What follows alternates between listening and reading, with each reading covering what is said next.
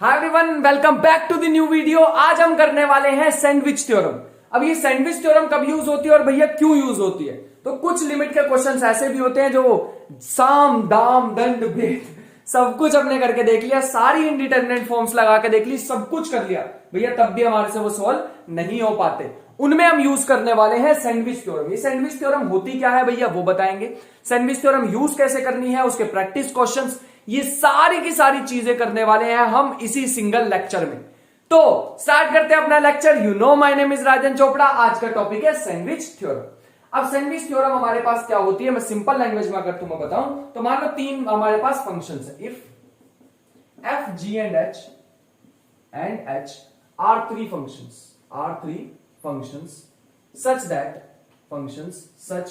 That तीन function कैसे हैं हमारे पास? कुछ फंक्शन है, मान लो ऐसे f of g o x, ऐसा कुछ फंक्शंस दे रखे हैं।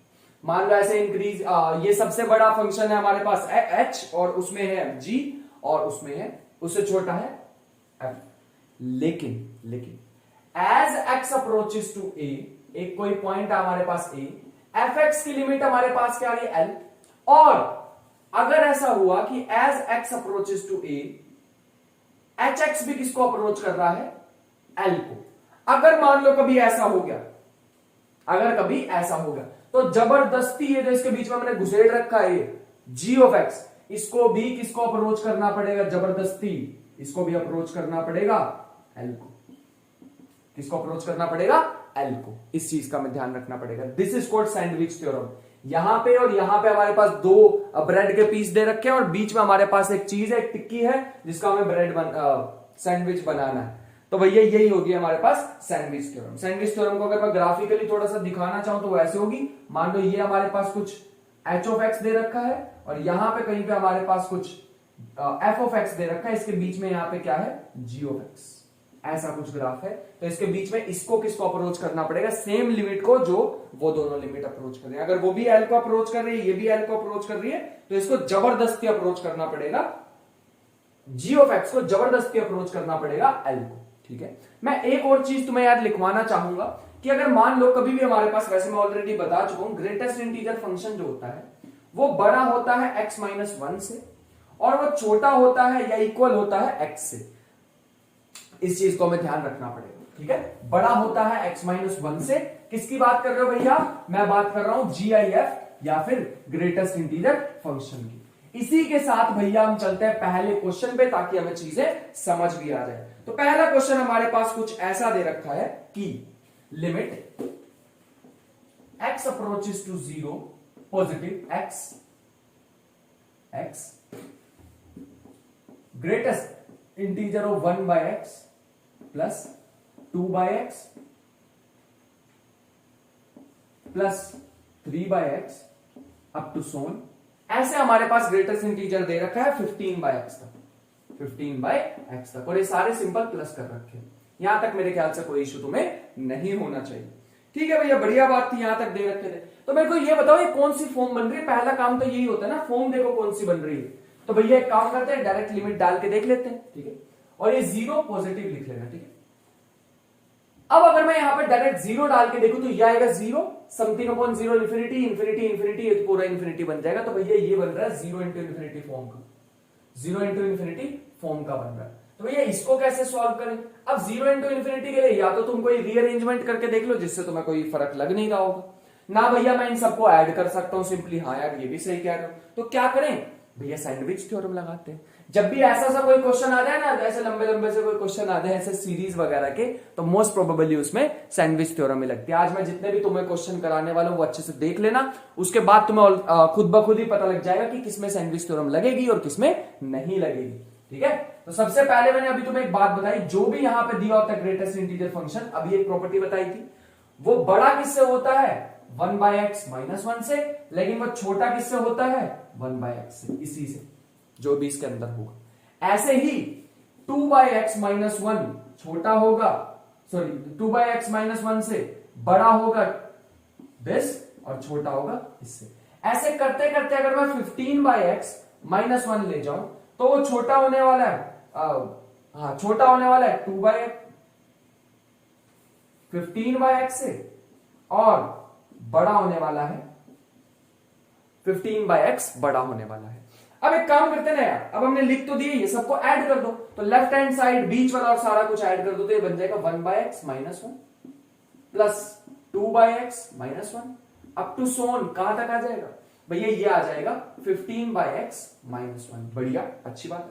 विच is less than equal to किससे होगी, 1/x plus 2/x plus up to so on 15/x which is less than equal to 1/x plus 2/x plus up to so on 15/x। बढ़िया भैया, बढ़िया, मजा आया, मजा आया।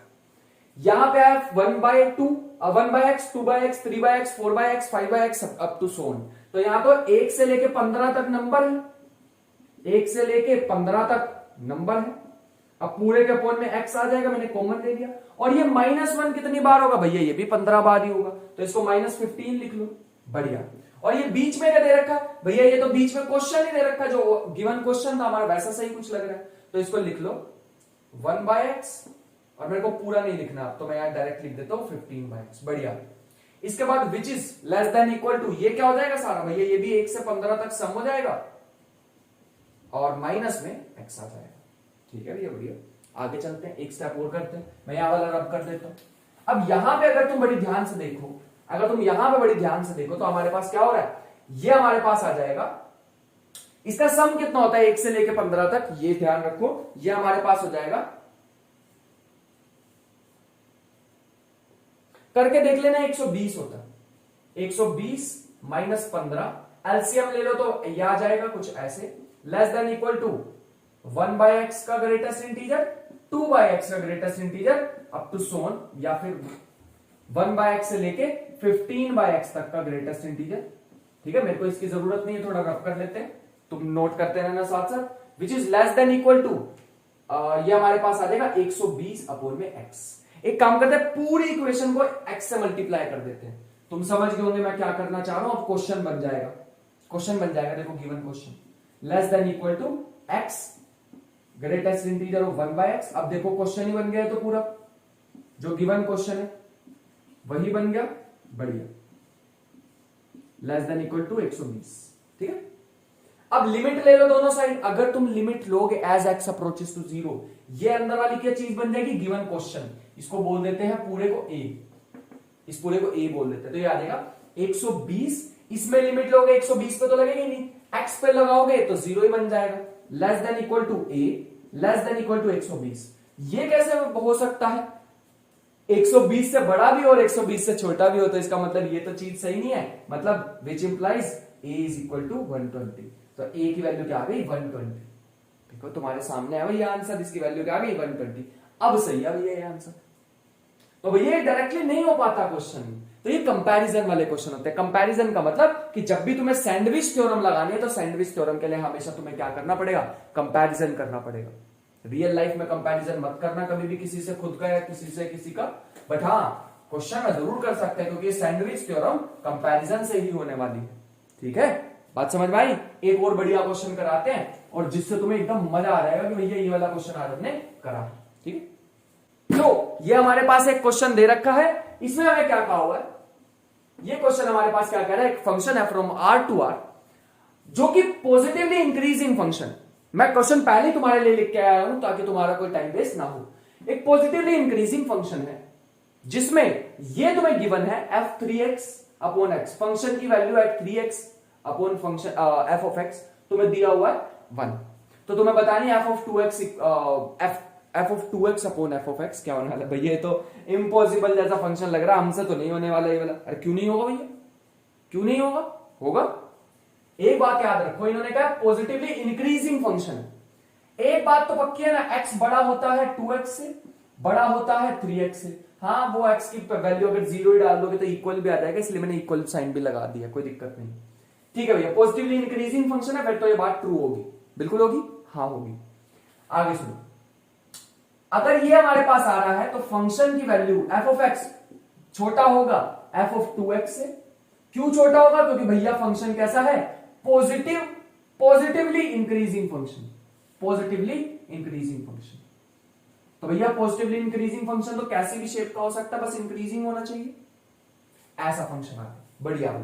पूरी क्वेश्चन को डिवाइड कर दो एफ ऑफ एक्स से। भैया ये तो क्वेश्चन बहुत ज्यादा इजी था।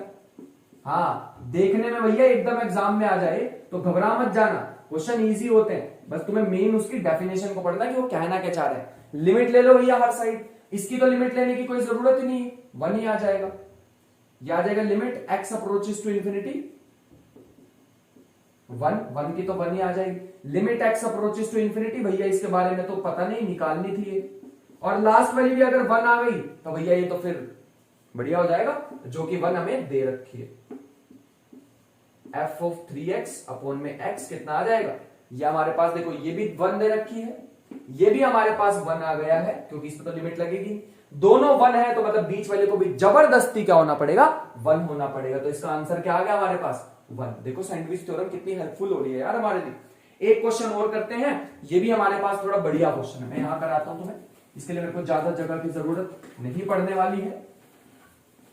तो ये हमारे पास क्या दे रखा है, limit x approaches to infinity, limit x approaches n approaches to infinity, ऐसे लिख लो, limit n approaches to infinity 1/1 plus n square plus 2/1 plus n square plus 2/2 plus n square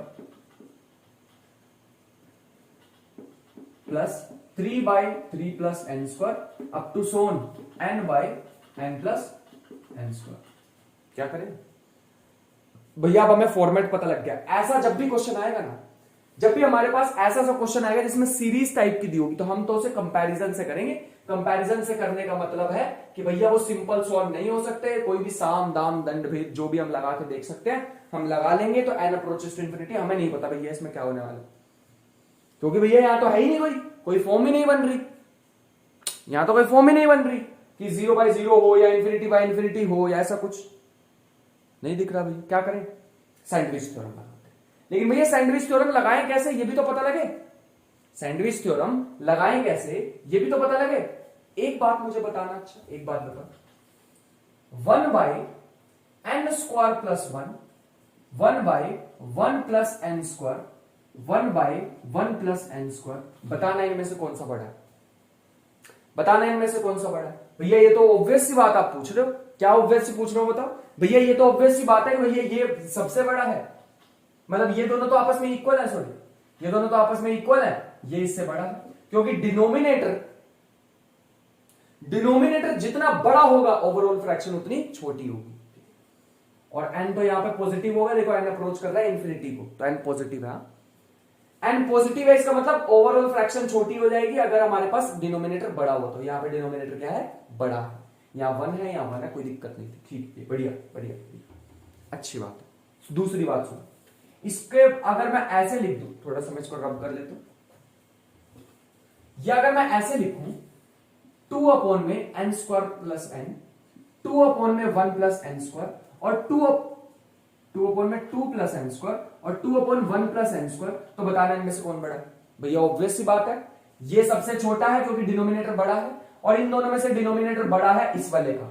denominator बड़ा होता है तो ओवरऑल फ्रैक्शन छोटी होती है, आपने अभी अभी बताया, बिल्कुल डिनोमिनेटर बड़ा तो ओवरऑल फ्रैक्शन छोटी। एक और लिख के दिखाता हूं, एन स्क्वायर प्लस एन, ये तो भैया बहुत बड़ा होगा, इससे छोटा होने वाला है, इससे बड़ा होने वाला है 3 प्लस एन स्क्वायर, लेकिन इससे बड़ा होने वाला है 1 प्लस एन स्क्वायर। भैया आप करना क्या चाह रहे हो, मैं यहां पे ऐसा करना चाह रहा हूं, सुन लो मैं करना क्या चाह रहा हूं, कि यहां पे मेरे पास देखो सेम टर्म बनेगी, अब मैं इसको ऐड कर सकता हूं, इनको ऐड नहीं कर पाता, इनको ऐड नहीं कर पाता, इसमें से कुछ कॉमन नहीं आता, इसमें से कॉमन आ जाएगी चीजें, बीच वाला तो क्वेश्चन ही बन जाएगा, इधर वाला मेरे को आसान वाली सीरीज बन जाएगी। तो ये तुम्हें खुद का दिमाग लगाना पड़ेगा भैया, ये तुम्हें वहां पे बैठ के खुद का दिमाग लगाना पड़ेगा कि हम क्या चीज यूज करें।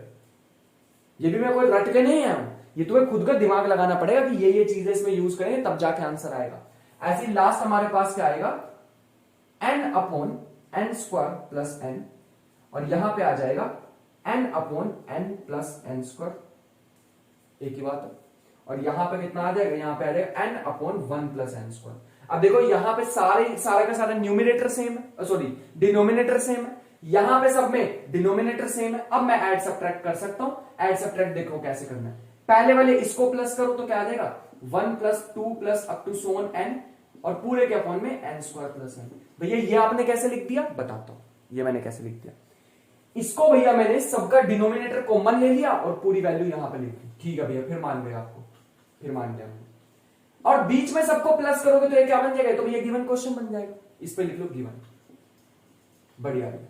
विच is less than equal to, इसमें से क्या कॉमन आ जाएगा भैया, इसमें से डिनोमिनेटर कॉमन आ जाएगा 1 प्लस एन स्क्वायर और ऊपर क्या आ जाएगा 1 plus 2 plus up to so on N.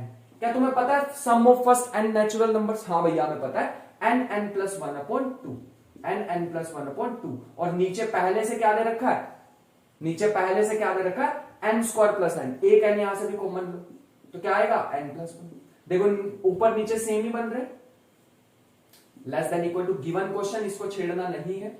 यहां भी लगा दो एन एन प्लस 1 अपॉन 2 और 1 प्लस एन स्क्वायर तो पढ़ा ही है।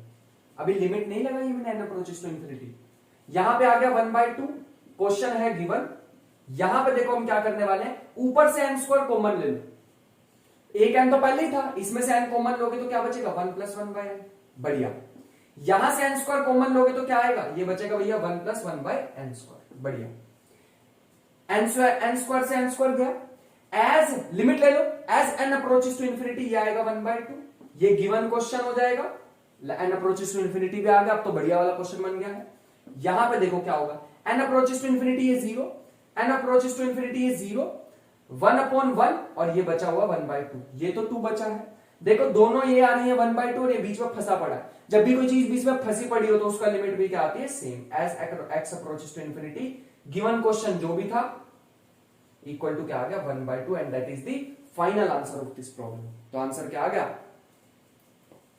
तो क्या आ गया आंसर, हमारे पास आंसर आ गया यहां पे 1/2। अगर भैया ये दोनों हमारे पास सेम ना आती तो, अगर भैया हमारे पास इतना मैंने यहां पे सोचा, ये तो मैंने तुम्हें बताया ना यार कि ऐसे ले लो। अगर तुम ऐसे ना लेते, तुम ऐसे सैंडविच थ्योरम में तुम्हें थोड़ी पता है कि ये क्या लेने हैं, हमेशा फिक्स थोड़ी, फॉर्मूला थोड़ी, तो खुद से सोचना पड़ेगा। अगर ये दोनों सेम ना आते, मान लो यहां पे आ गई लिमिट x, यहां पे लिमिट आ गई a, ये गिवन क्वेश्चन था, यहां पे लिमिट आ गई b, तो यहां पे लिख लो कुछ और सोचो, कुछ और सोचो।